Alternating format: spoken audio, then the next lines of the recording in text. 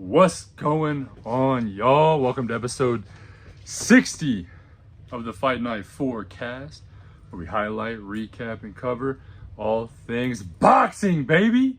Man, good to be back again. Listen, we got, episode 60, that's 6-0 for y'all that maybe are a little better with numbers, you know what I mean? Thankful to be here, man.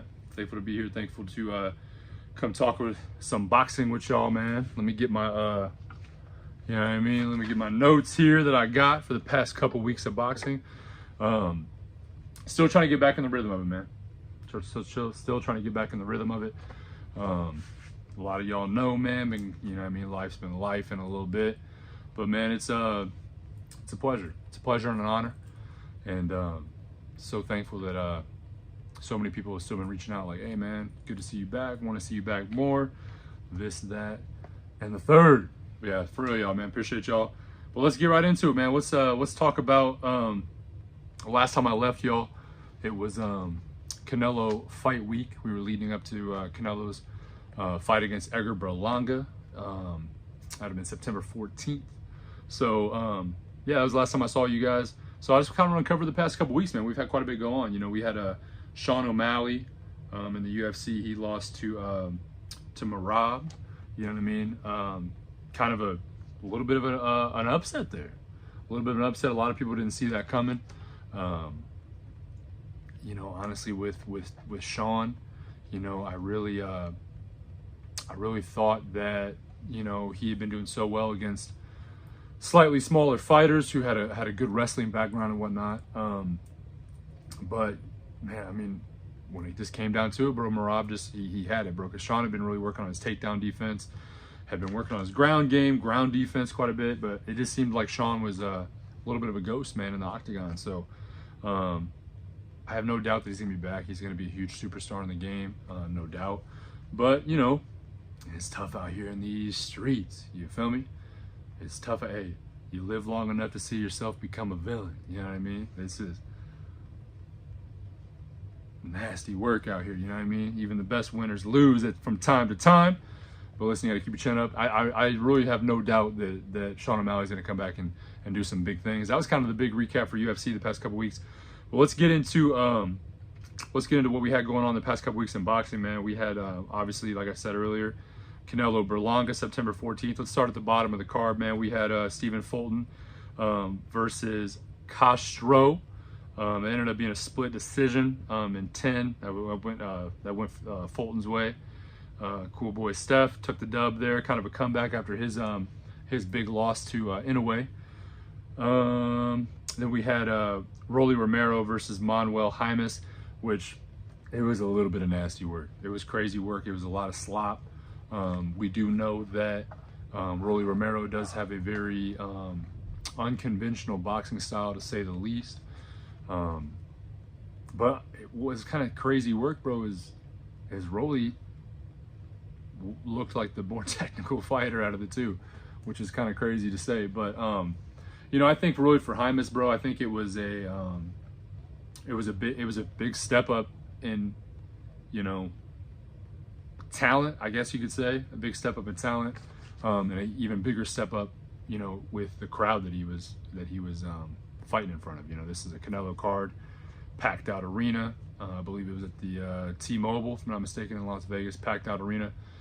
It was a big stage, man. I think a lot of maybe I don't think Manuel was throwing a lot of. He wouldn't let his hands go. He wasn't throwing a lot of punches. He kept it pretty stagnant, I think, in a lot of ways. And I think it was also tough for him to catch his rhythm against Rolly's unorthodox style. See, we got Muhammad Ali.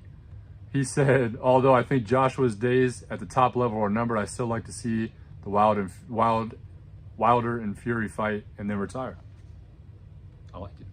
I like it, man. I like the take, for real. We're going to get into Joshua here in just a little bit and talk more on that. But yeah, man, I'm not going to lie, I'm a big Anthony Joshua fan, man. I think that, I agree with you on that, though. I think that seeing him fighting the top level fighters might be a wrap. I think it just turned into, we almost have to look at his career for what it is. And dude was on some crazy work at one point, And I think, you know, he's been working with Derek James and trying to work on that boxing a little bit, you know, actually boxing, a little more boxing technique. I think Anthony Joshua relied on his size and power a lot, and then I think we kind of saw in the Ruiz fight, you know, that he was human, more or less. You know what I mean?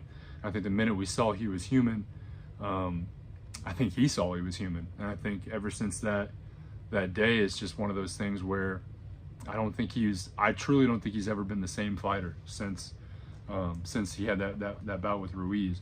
Now, granted, that was, you know, I'm not knocking Ruiz by any means, but that was a last-minute fight, and I talk about that all the time on here. He was a last-minute replacement. I think, I want to say they had 4 weeks to train for each other or something, so, you know, he was working towards a different opponent. I can't remember exactly who it was that he was supposed to fight. It was I believe it was a mandatory, and the guy fell out last minute. You know, Andy Ruiz took the step up with, like, I want to say 4 or 5 weeks, and it was a short camp, and I just don't think he had enough time to turn around and train for him. But yeah, most definitely, bro. Appreciate the comment, man. He said agreed. He was never the same. Yeah, I really don't think he was. I just think, you know, he took that first L, and it just, you see that in some fighters. You see some fighters bounce back and you know, and do really well, and then you see other fighters, they take that first L and they're just never the same, man. There's a lot of, I mean, you could count. There's countless guys that just, I feel like, I mean, we could even say Mike Tyson. He took that first loss to Buster Douglas, and really, I mean, he's still Mike Tyson. I'm not hating, not knocking the guy. You know, he's about to get in the ring here in a couple months, but he was never the same after that Buster Douglas fight, man. That's just what it is, man. So most definitely. But yeah, so we had Rolly, Manuel James. Like I said, that ended up being a unanimous decision for Rolly. He ended up taking that one, and he made it look like easy work, which was kind of crazy. So next on the card, we had Caleb Plant, my boy Caleb Plant. I'm rocking the Revenge Tour gear right now. Shout out Caleb Plant, baby. Y'all know he's my favorite fighter, but hey, you know, we keep it a stack here. We cover everything boxing. You know what I mean? I can't be showing all these favorites out here. But it was a 9th round TKO, and, you know, Plant became the new WBA interim super middleweight champion. Hyped on it, man. I thought it was a great fight.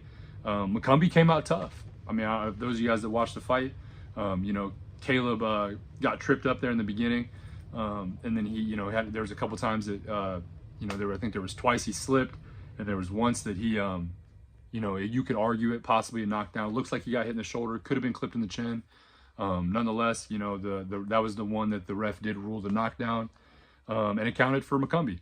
You know, so hats off to Trevor McCombie, man. You know what I mean? I think he did a good job. I think he did a good job handling the pressure. You know, I just don't think he's ever been on that big of a stage before. And I think Caleb Plant was obviously a very, very big step up for him.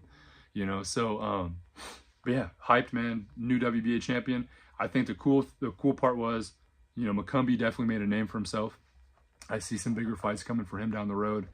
Even though it was a 9th round KO, I think those early rounds, he really pushed his way around. He bullied. He's a strong, athletic dude. Out of Chicago, which, you know, I mean, your boy, I'm from up near Chicago myself. So, you know, I think he trains out of Arizona now, but, you know, he fought by way of Chicago, which is pretty dope to see that. He trained in a lot of gyms that I know some people that, you know, either run the gym or train in those gyms too. So that was kind of a cool thing to kind of hear about his backstory a little bit. But I think the biggest thing we took away from this is Caleb Plant showed that he's added levels to his game. I think his cardio looked a lot better because, you know, one of the biggest complaints that people say about Caleb is that he tends to fade in the later rounds, you know, which we have seen. I won't lie. Like I said, he's my favorite fighter, but, you know what I mean? Listen, we all got we all sin and fall short of the Lord, baby. You know what I mean? But, you know, he tends to fade later in fights. But I didn't see a lot of that. I think he you know, kept a level head, kept looking good. You know, I think he showed a lot of his inside game. He's been working on that a lot with Stephen Breadman Edwards. And, you know, even after the fight, Breadman came on and he was like, man, you know, they said Caleb can't fight in the pocket, baby. You know what I mean? And he's out here doing his thing. So that was actually, honestly, I was very surprised. Because, I mean, I didn't think that Caleb was gonna come in and and fight in the pocket like that. But that ended up being the reason why, you know what I mean? He ended up winning the fight. He really brought the fight to him and made it nasty work. We'll see. He said, as a Brit, I say Caleb is a fighter's fighter. I like him inside the ring and the way he carries himself outside the ring. Absolutely, bro.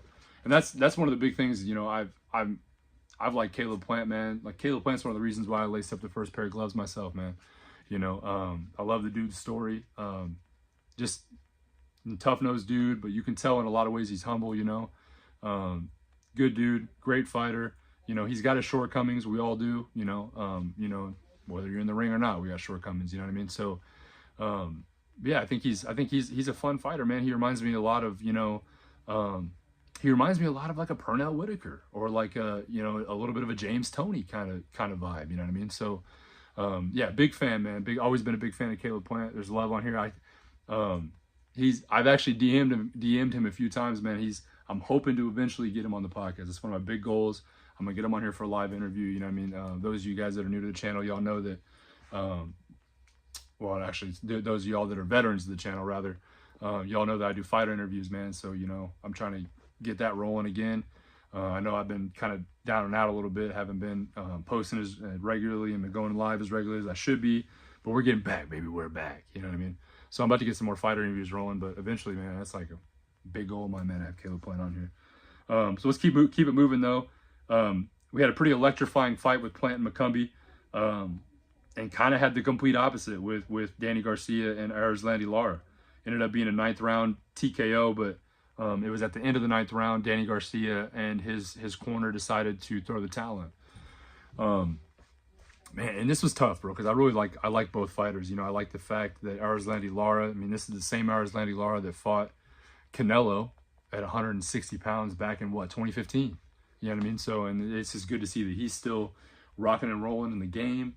And I think if I'm not mistaken, I saw this on the broadcast. They were saying I think he's the oldest active champion right now in boxing. So I think at 41 or 42 years old, he's the longest standing champion right now, age-wise. So thought that was pretty dope to see. Big fan of Lara. He's obviously changed his game up a lot. He's not really like he used to kind of have a Caleb Plant kind of style, honestly, where he was, you know, more of a boxer as opposed to a puncher. But he's really developed his game a lot. He didn't show it a lot in this showcase, unfortunately. You know, he didn't really. It was kind of a low punch count. There wasn't a lot of action. It was kind of a weird. I don't know if it was just because we went from the Plant McCumbee fight being, you know, a firefight, to kind of that slower pace, but. You know, we had Danny Garcia, who hadn't been in the ring. He's fought maybe twice in the past three years or something like that. He looked like he never really caught his rhythm the entire time. I'm a big Danny Garcia fan too, honestly, if we're gonna be real. I think he's a fighter's fighter too in a lot of ways. You know, he's a tough dude. He obviously went through a lot of mental health issues and stuff, which he's very, very outward and very vocal about. You know, and I think that's super dope to be open and honest about stuff like that, you know.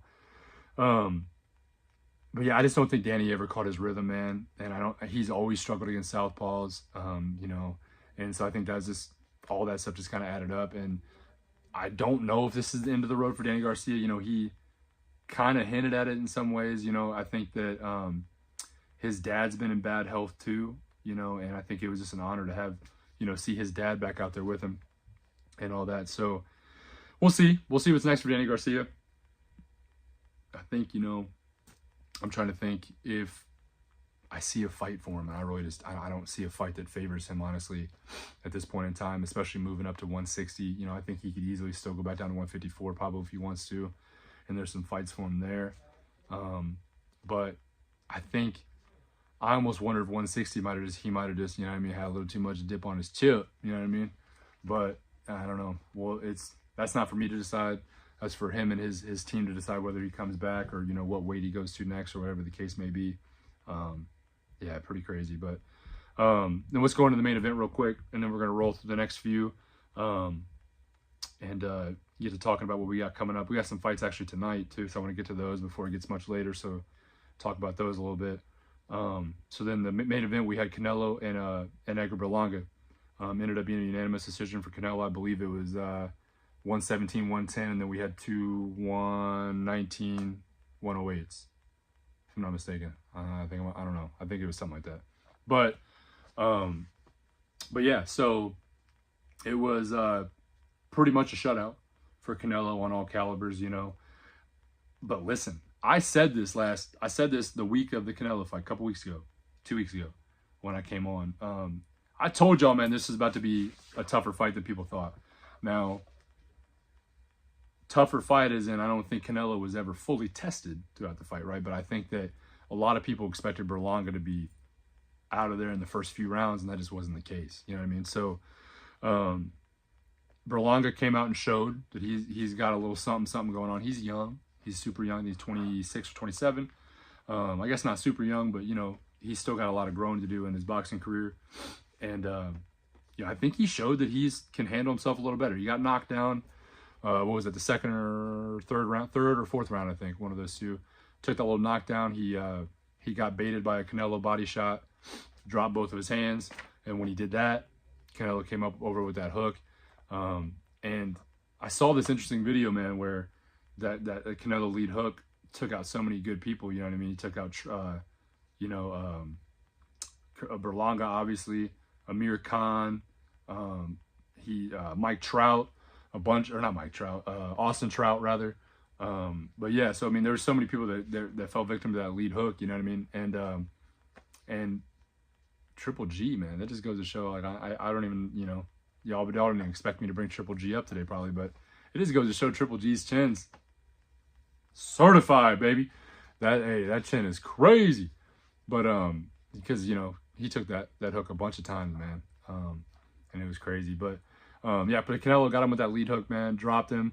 But you know, Berlanga, that was kind of towards the end of the round, so Berlanga may have been saved by the bell a little bit. But Berlanga came back, shook it off, and boxed the rest of the fight. Used his length, did the best he could. Didn't throw as much as we were hoping that he would. But that is what it is, man. It really is what it is. You know, hindsight's 2020. People were asking me, you know, people were DMing me and whatnot. They were asking me if a rematch is in, you know, in the talks, and or if it'd even be worth it. And I'm like, man, I don't know. I'm not sure if a rematch does Berlanga justice. Honestly, I don't know if that helps or hurts him. Honestly, let me know what y'all think in the comments, man. Honestly, I'm not sure if a rematch really is warranted. You know, I think that it was a pretty one-sided fight.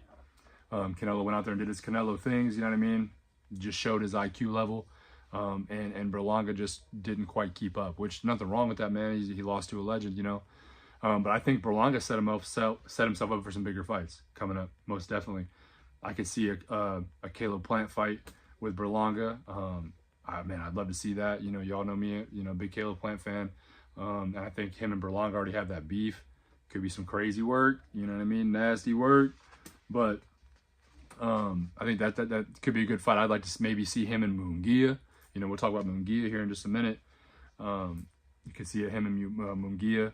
They're kind of a similar fight style. So I think we'd see quite a bit of fireworks in that. Those two guys they usually have a higher punch rate. Obviously against Canelo has a way of kind of shutting that down a little bit, which both those fighters struggled with how many punches they threw in their respective fights with Canelo. But I wouldn't mind seeing him and Munguia go at it. You know, let me know in the comments, man, who y'all think. You know, who do you want to see Berlanga fight next at 168? So some people were saying Benavidez too. You know, I know Benavidez is kind of starting his campaign at 175, but you know, I think him and Benavidez could be an interesting little fight too. So, but yeah, let me know what y'all think. So let's keep it moving, man, real quick, 'cause I'm trying to keep this a little short. Get y'all back to y'all's Friday night. Enjoy yourselves, you know what I mean? Make some good choices out there, you feel me? But yeah, so we had September 20th, which was the following week. Jaime Munguia, who we were just talking about, he fought Bazinyan, and that ended up being a KO in the 10th. So that's kind of Munguia's comeback fight at 168 after losing to Canelo. Came out, I think he looked pretty good. I really think he looked good. I think he bounced back well. He's young too. I think we have a lot to see in him. I think, you know, he's still got to keep, maybe it's not the name we wanted to see, you know, because he kind of went from fighting. I can't remember who he fought. I think it was like, was it Baranchek, which is a pretty tough fight at one. But I think that was at 160 if I'm not mistaken. But you know, he's only had a few fights that we would even, if you went on BoxRec, there's only a few names you may even know on there, you know, and that's if you're, you know, maybe more of a little bit more of a deeper boxing fan type beat. But I was kind of hoping to see a continue, you know, step up in competition, but this kind of seemed more like a tune-up fight a little bit. I hate to say that, but it seemed like it was just kind of his way to get back in the ring, maybe build a little bit of confidence, and we might see a big fight coming up soon. I really do think that. I don't think Munguia is going anywhere. I think 168 is a pretty good weight class for him. I think, you know, I think he kind of cut a little deep to get down to 160 pounds, and it'd be like that, you know. But yeah, most definitely. So let's keep it rolling. That was last Friday. Then we had September 21st, Saturday. We had Anthony Joshua versus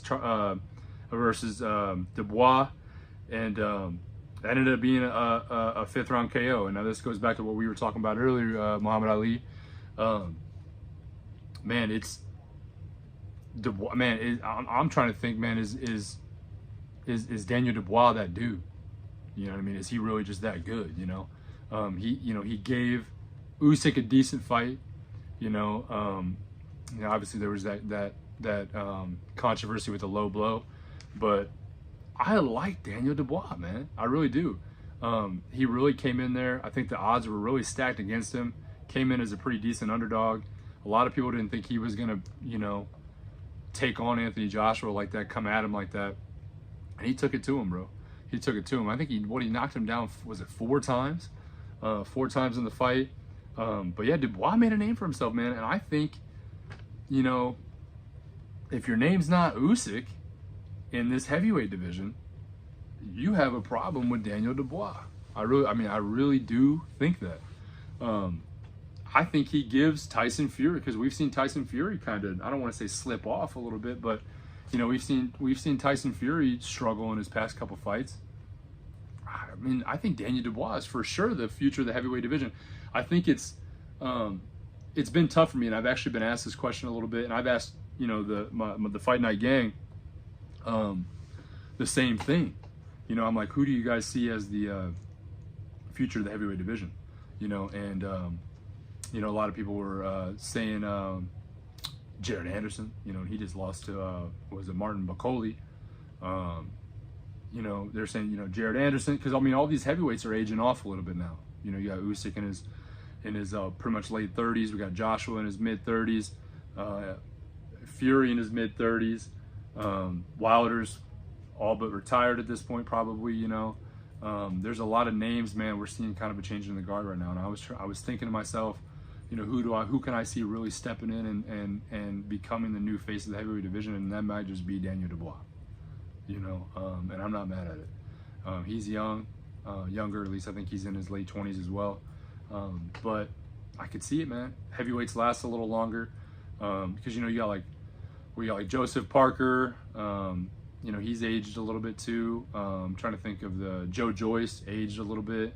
You know, yeah, man. I mean, the heavyweight division needs a revamp in a lot of ways, and I always think of it this way too when it comes to heavyweight boxing, man, and boxing in general. A good heavyweight division sets the precedent for the rest of the divisions. I really do think that. I'm a fan of the lighter weights, honestly. I think there's a lot of, I mean, obviously we can look and see there's a lot of fun fights at 47, 54, 60, 68. 60's a little dead. But 68, 75's got a, you know, a big fight coming up for Undisputed. 35's a stacked division. 130's getting there. 140's got a few, you know, decent fights to be made. So I love to see the diversity in all of them, but it's just, you know how it is, bro. That when you have a stacked heavyweight, there's nothing like heavyweight boxing. You know, there's just nothing like it. You get 2 big guys in there slugging it out. Maybe you don't always see the best fundamental boxing, but you know, it's just it excites people and it brings more eyes to the sport. You know what I mean, for sure. But yeah, on that card though, we had was it Boatsy, and he fought Hutchinson. That was a split decision. at light heavyweight. And yes, I meant to say too, so Dubois is the new IBF champion. So because you guys know that Usyk vacated the belt and was no longer holding on to it anymore. So yeah, Dubois stepped in and is now the IBF heavyweight champion. Another notable name though on the on that same card, we had Josh Kelly. I'm a big Josh Kelly fan. He had a majority decision at super welter, which kind of came out of the wire. We didn't know. I'm not even sure either of those guys knew who won that fight until it was announced. You know what I mean? So pretty crazy work, but it be like that. But yeah, let's talk about this upcoming weekend. We got some fights tonight. I'm about to pull them up here on the ESPN boxing schedule, baby. Pull everything up. Let's see what we got. Thank y'all for tuning in, man. Thank you for the comments, man. Thank you for everybody coming in, showing love.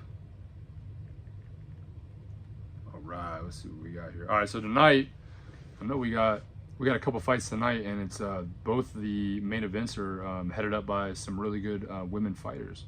So September 27th tonight, New York, on ESPN Plus. I believe it's a free fight. So if you got ESPN Plus, it's a free fight to watch. You got Sandy Ryan versus Michaela Mayer. That's 10 rounds for Sandy Ryan's WBO women's welterweight title. There's some big names on this card on the men's side too. Xander Zayas is on there fighting Damian Sosa, 10 rounds at junior middle. Bruce Carrington versus Suleiman Segawa, 10 rounds of feather. Elvis Rodriguez, big fan of Elvis Rodriguez. That's going to be 10 rounds at junior welter. Rohan Polanco is fighting Marcelino Lopez. Vito Monique Jr. Y'all know me, I'm a big Vito fan. Shout out Vito, you know what I mean? I'm trying to get him on the podcast, baby. But he's fighting 10 rounds of junior middleweight tonight. We got Delonte Tiger Johnson. He's fighting Yomar Alamo, or Alamo, depending on if you're from Texas or not, you know what I mean? 8 rounds at junior welter. Then we got Floyd Diaz. He's fighting Mario Hernandez, 8 rounds at bantamweight. And then it's tonight also in Fayetteville, Georgia. Alicia Baumgardner is fighting Delphine Persoon. That's 10 rounds for Baumgardner's WBC women's junior lightweight title. And there's some pretty decent, it looks like a full women's card. I love to see that. You know what I mean? We love to see the women out here showing out. And so there's like Rosalinda Rodriguez fighting Amy Nair. Augustina Solange Vasquez versus Sabrina Persona. Nicole Schaefer and Maria Agapova. Natalie Dove versus Laddie Meija. Stephanie Simon versus Claudia Zamora. Isabella Vasquez versus Crystal Van Wyck. Samantha Guineathan. I might be butchering some of these names, man. I'm sorry. Versus Martina Kroll, and then Yvonne Flores versus Katharina Lehner. So yeah, some decent little fights. And tomorrow, again, we got another woman main event. Rhiannon Dixon versus Terry Harper. Y'all know Terry Harper's a dog. She's going for Dixon's WBO women's lightweight title. I think it should be a pretty good little fight. Galal Yafai is going to be on there. He's a former Great Britain Olympian from 2020. Yeah, 2020. I want to say he was a silver medalist. Maybe he got gold. I can't remember. But yeah, there's some good names on there too. Peter McCrail versus Brad Foster. George Littard versus George Davey. George versus George, baby. Brandon Scott versus Colum Turnbull. Josh Babb versus Kelvin Majid. So that's some decent little names. And then there's also another fight, September 28th. We got Narar Mikael Jean versus Ryan Rosicki. That's 12 rounds for Mikael Jean's WBC cruiserweight title. Cruiserweight's in need of a revamp. You feel me? But yeah, so we got all that going on this weekend. So there's some good fights tonight. I would say probably the bigger of the 2 cards are tonight. So listen, as soon as you get off of here, tune in, man. Tune in. It's those fights are going on over at ESPN Plus. So yeah, tune in. I'm gonna be watching here just a little bit. Once I get off of here, I'm gonna hop in, watch the Michaela Mayer. I'll probably switch back and forth between a Michaela Mayer card and and Alicia Baumgartner. Big fans of both those ladies. They fought at one point, and they got bad blood. So you already know they're trying to steal views from each other. You know what I mean? So crazy work. Let's just talk about some stuff we have coming up here real quick. I'm gonna wrap up and let y'all go. October 4th, Sydney, Australia. We got Janibek. He's fighting Andre Mikhailovich. 12 rounds for Janibek's IBF middleweight title. October 5th, we got Nick Ball versus Ronnie Rios. There's a bunch of names on that card. October 12th, Riyadh, Saudi Arabia. We have Artur Beterbiev and Dimitri Bivol, and that's for all the marbles at 175, baby.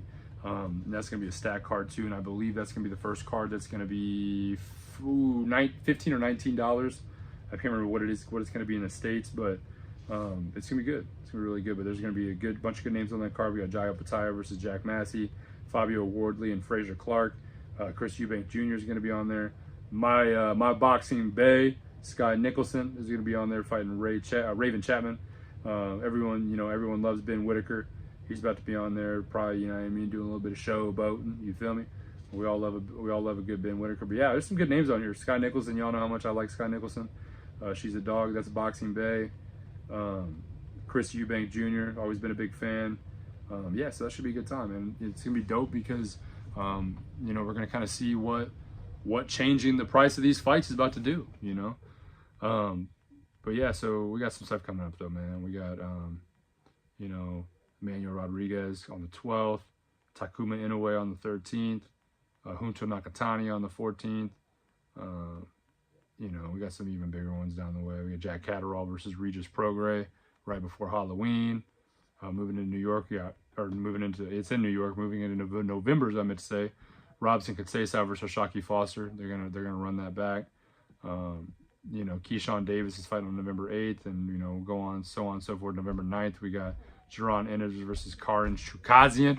So yeah, it's gonna be some good work. Good work coming. I'm just checking the chat real quick. Ain't nothing in there. Y'all dry in there, man. But yeah, so hey, listen. We got some good stuff coming up. We really do. November 15th, Mike Tyson and Jake Paul. We've been waiting on that for a little bit. We don't know what that's gonna look like. They're ramping up the talking. You feel me? Notable news, I guess, man. I did see today that Devin Haney's attempting to sue Ryan Garcia for battery, bro. And I'm like, it's kind of nasty work, bro, to be like, I'm gonna sue somebody that I agreed to fight to for battery. But his reasoning behind it is that he's like, hey, I signed up to fight a clean fighter, didn't sign up to fight somebody that's dirty or fight somebody that's dirty. Still nasty work. I don't know how that's gonna work. I don't know how he's gonna be able to go about suing a opponent that he fought. But crazy work. We ain't going, you know what I mean? I'll keep y'all updated on the more I see about that. Let me know what y'all think in the comments about that. I think that Devin Haney really is trying to, I don't know why, he seems like he's doing everything he can besides fighting Ryan Garcia again. He wants them bros trying to get him suspended. Now he's trying to get him in the courtroom. You know what I mean? About to have them lawyers put them gloves on and beat another case. You feel me? Crazy work, man. I think he's doing everything he can not to put his own gloves on and just get it back in blood. But not hating, man. It is what it is. Devin Haney, do your thing. You feel me? It's not my life, it's yours. But we all know that's been a mess. It's kind of been drug out much further than it's needed to be drug out, probably. But who am I to say, man? Who am I to say? I'm not in their shoes, man. I'm just you know what I mean? I'm just another guy. So. But no, for real, thank you guys for tuning in, man. We're making our way to 4K, making our way to 4K, man. That's gonna be my theme song. You know what I mean? For those of y'all that know El Alpha, baby. You know what I mean? It's gonna be 4K, man. We're gonna get to that 4K, 4,000 subscribers is about to be crazy work. Probably gonna do another little giveaway. Start giving away some merch again. We'll find a way to set up a little contest for everybody. Maybe give away like 5. Since we're rolling into the winter time, maybe give away like 5 more hoodies or something like that to the random guests, random Fight Night Gang folk. Man, that was cool to see, man. I don't know, Muhammad. I don't know if you're still in the chat, bro, but super dope to see. I got some people from Britain tuning in, man. We're Fight Night Forecast we're spreading out, baby. We had somebody from Britain watching today, man. So listen, bro, tell a friend, bro. Say you love the Fight Night Forecast, man. We love all of our countries, man. You know, I can see my analytics, man. I got a lot of fans in the Philippines, a lot of fans in Britain, India, bro. I got a lot of fans in India too. So man, it's been a ride, man. Super excited. See where, you know, what happens next. I promise y'all I'm gonna be a lot more consistent coming up. We're gonna get back to fighter interviews, consistent short form content, weekly lives again, stuff like that. So we're definitely making our way downtown. You know what I mean? So just want to say I appreciate you guys as always. Thank you all for tuning in. Please like, comment, subscribe if you're new to the channel. Please tell a friend. We're about to make it to 4K. 4K, man. We're about to be 4,000. From there, 5,000, 10,000. Before long, it'll be 1 million, man. I want y'all to lock in your OG status. You know what I mean? Be the first of many. But thank you guys so much again. I will be back at y'all next week, looking at probably back to normal schedule on Wednesdays. Big shout out to all the folks down in Florida. I have a lot of friends down there that are dealing with some of the hurricane issues and stuff. I got a lot of friends in southern states. I've lived in a few southern states myself. So all love, prayers. Hopefully everything blows over you and does not damage too much your property, or obviously more importantly than property, your life. You know what I mean? So much love to everybody. Thanks for the Fight Night gang. You know what I mean? Highlight, recap, and cover all things boxing, baby. But yeah, for real, we appreciate you guys, and I will see y'all in the next one. Peace.